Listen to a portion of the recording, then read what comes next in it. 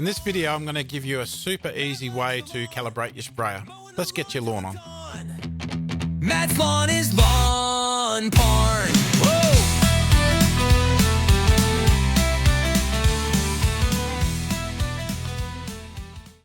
Mark a 5 metre by 5 metre area so you've got a 25 square metre square. This small area will help you improve your technique and be easily repeatable. Start with a known amount of water in your sprayer. I'm using 4 litres. You can use a different amount of water to suit your needs, however, make sure that's a known amount of water. So we calibrate our sprayer because we want to know how much water our sprayer and nozzle uses for a certain area. Now 100 metres is a standard area use, so I'm going to be doing this area 4 times. Now remember that we're using water only here, so there's no need to panic about any mistakes made.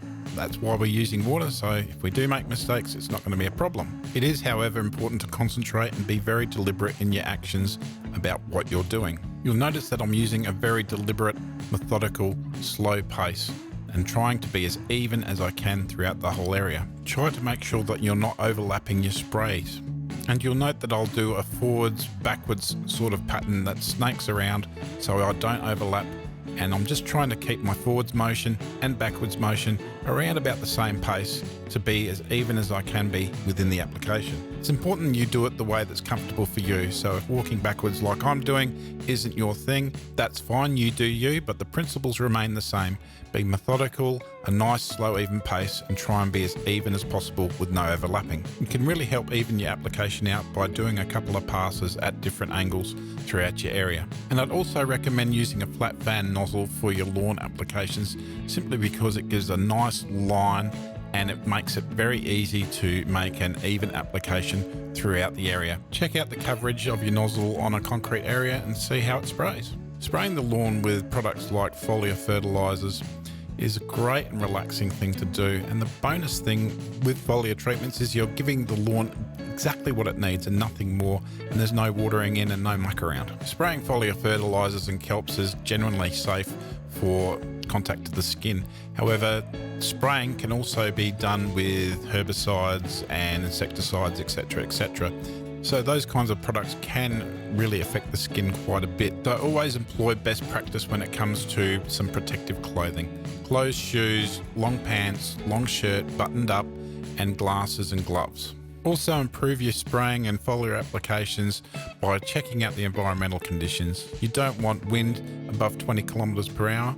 And when it comes to lawn applications especially, you don't want to be doing it in high heat above 32 degrees. We've done 4 passes now, 100 metres squared. Let's see how much liquid we've got left in our sprayer. Some sprayers have marks on the side to help you see how much you've used. This one does have that, but it doesn't come up that well on camera. So you can also tip out what you have back into your container and see what you've used.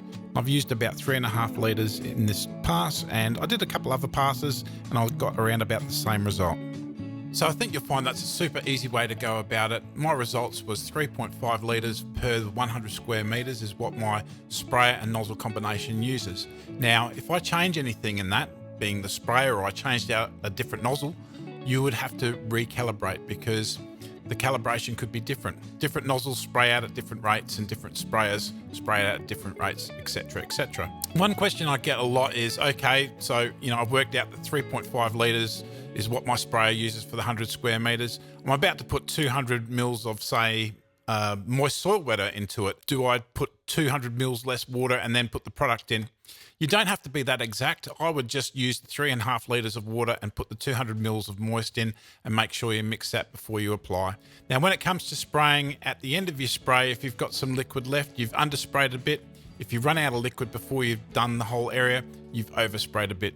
If you underspray a little bit, I wouldn't worry about it. And if you overspray by a little bit as well and miss a little bit of your lawn, I don't think it's a big deal. However, if you're underspraying or overspraying a lot, you might need to look at your technique or do the calibration again. That might be a factor in why you're overspraying.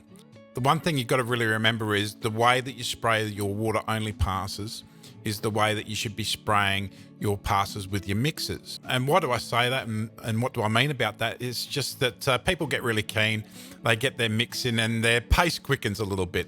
So your pace really has to be the same. I know you're excited about using foliar fertilizers or foliar treatments or whatever you're spraying, But yeah, you just have to be consistent as you did in your water only pass to be accurate as you can be. It is really a fantastic world when you get into the professional foliar fertilizers such as Lawnporn.